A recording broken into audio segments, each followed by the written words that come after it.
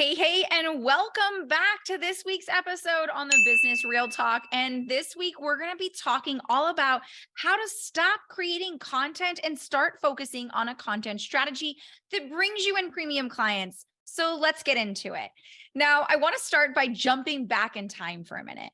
When was it that you first realized that you could build a business on social media? For me, this happened about 5 years ago. It was about 5 or 6 years after I'd actually gone out on my own and started my own business that I realized, oh my gosh, there's this huge opportunity to move my business into the online world so that I could expand my opportunity, create more impact, just create a whole other level to my business. Up until that point, I had built my business completely off of referrals and using old school tactics like Craigslist or Indeed or looking for freelance opportunities that way. Now, it doesn't matter where you are or when you started. We all have a story of when we realized that our business could grow and flourish and expand using social media. Whether that was last week or a decade ago, I'm guessing that overwhelming advice that you heard was, hey, to succeed in social media and marketing, it's all about content. Or you maybe heard catchphrases like content is king. It's all about quantity, not quality, or document your life and post. Now, this might work if you have a content creation studio and a team the size of Gary V's. But for the rest of us mere mortals, this is a tried and true recipe for burnout. Not to mention, it doesn't actually work. You could post 20 times a day on every platform there is. And guess what? You could still go out of business because posting the content isn't going to solve a deeper problem. The real problem is strategy. The strategy is what gives direction to all of your content and ultimately creates the result you want, which is more paying clients. So if the strategy is flawed, well, you can see the chain reaction that happens. Now picture this, it's a Thursday afternoon. You have 300 sticky notes covering your monitor or your desk or your window. If you're honest with yourself, you haven't even taken a 15-minute break all week. And that all familiar feeling of anxiety, pressure, and I can never get this done is starting to build inside of you. And then you remember, oh, damn it, I haven't posted anything this week. So in between your meetings, you quickly go throw something up and feel a slight feeling of relief, knowing that you can check that off of your to-do list.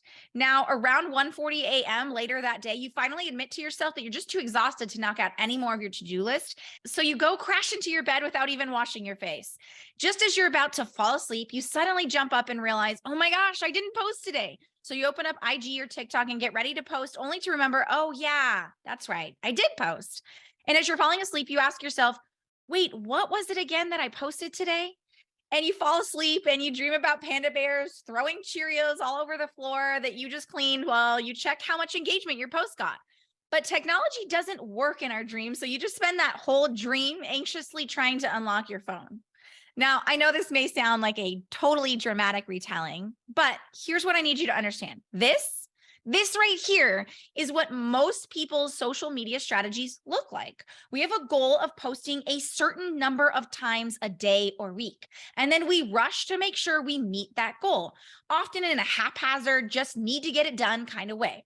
When our content doesn't get much engagement or it doesn't create the result we want, we think to ourselves, okay, then something must be wrong with the content. I need to make it more engaging, more exciting. So maybe you start dancing, maybe you start trying to film in new cool locations, or you wave frantically at the camera in the first 3 seconds to get people to pause, or you learn some other host of trendy tactics that you feel is going to bring your content to the next level.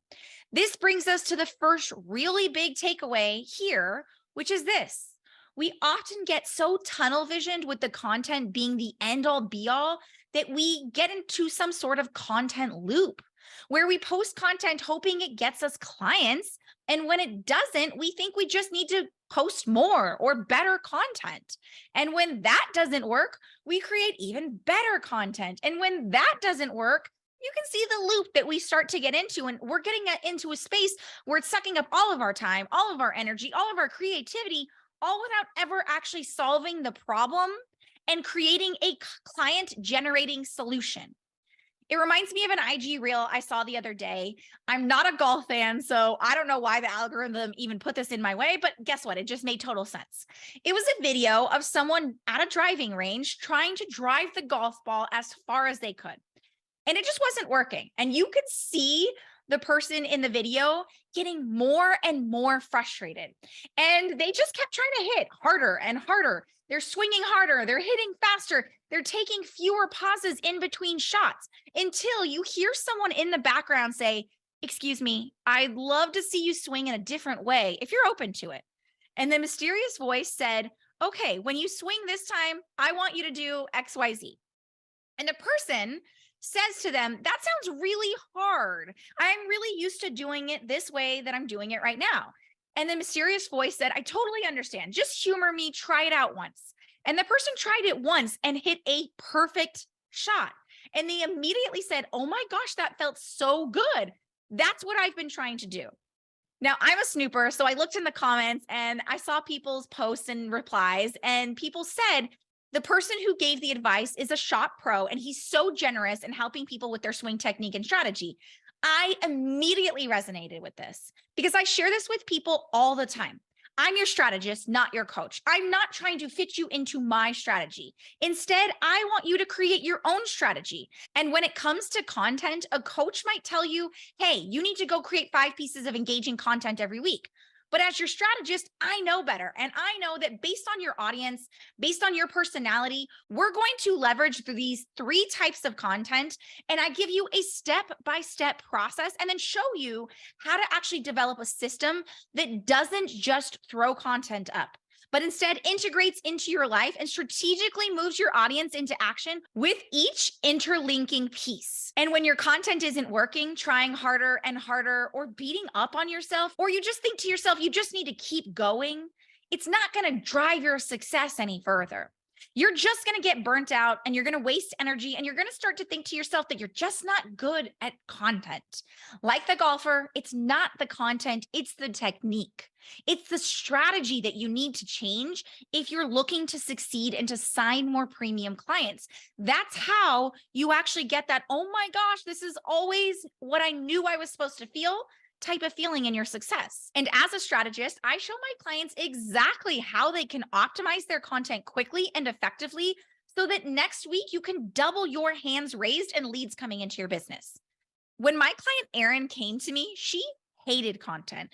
She outright told me that she was horrible at content and that was going to be the first thing she hired out in her business because it was stressful and honestly, it wasn't producing results. She had done everything from trying different platforms to signing up for every course, learning how to write the best content possible, and it still wasn't working. She was frustrated, she was overwhelmed, and at that point, she was actually posting 7 times a week across 4 different platforms. Now, fast forward 45 days, she sends me a message saying, "Content has never been easier, Naz. Your strategy just makes sense. And I seriously never have to worry about creating content again.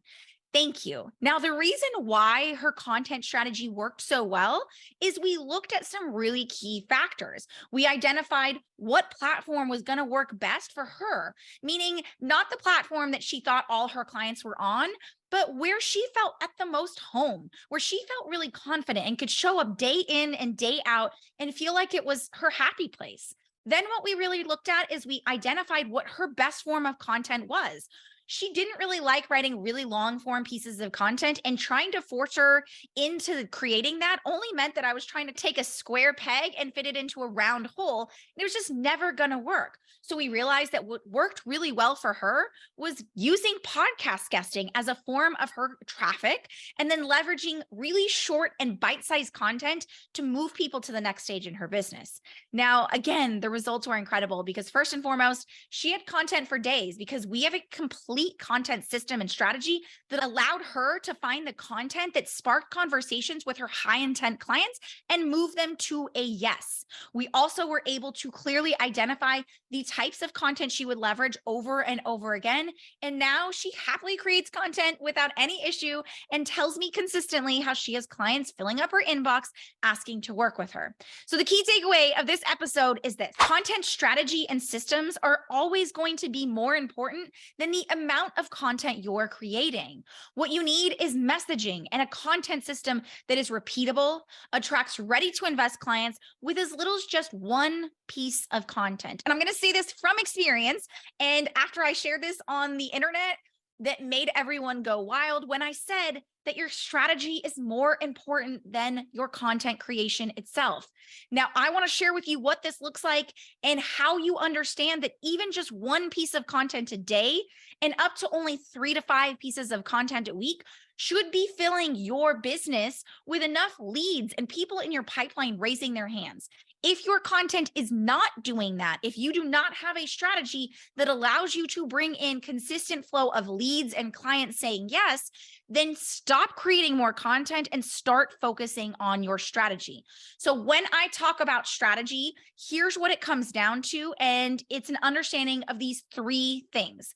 Number 1, you need to understand your market gap. Understanding your industry and what's working and what's not means that we can develop a strategy that focuses on solving the gap in the market versus you just creating an abundance of content speaking to the same thing everybody else is speaking to. Number 2 is your content style. Knowing what content modality you should best utilize in your natural marketing personality. That means if you hate video, maybe you shouldn't start up a YouTube channel and start generating traffic and content that way. Leveraging what's going to fit your personality best means you're going to show up best and you're going to create the best content possible to drive traffic, leads, and conversions in your business. Number 3 is what I call the belief shift. Our goal when it comes to having a content strategy isn't simply just to inspire people. We're running a business here, guys. We want people raising their hands. We want people saying yes. Having a belief shift in your content means that we're actually moving people into action because they're going from their current state to the future state of where you want them to be, where they can gain the clarity and understanding to make decisions. So how do we do this? Well, here's the great news. This is just episode 1 of a 4-part series that is designed to break this down for you step by step. Because I'm tired of seeing you take the advice of content creators or coaches or influencers who don't really care about how you're actually using your content to generate leads and conversions in your business. But I wanted you to start here because this is the aha moment that we needed to have together on the importance of the strategy and systems before we can even start talking about content. In other words, we need to be on the same page regarding the what. What's the actual problem and the solution before we can actually talk about how we can take action steps towards solving it.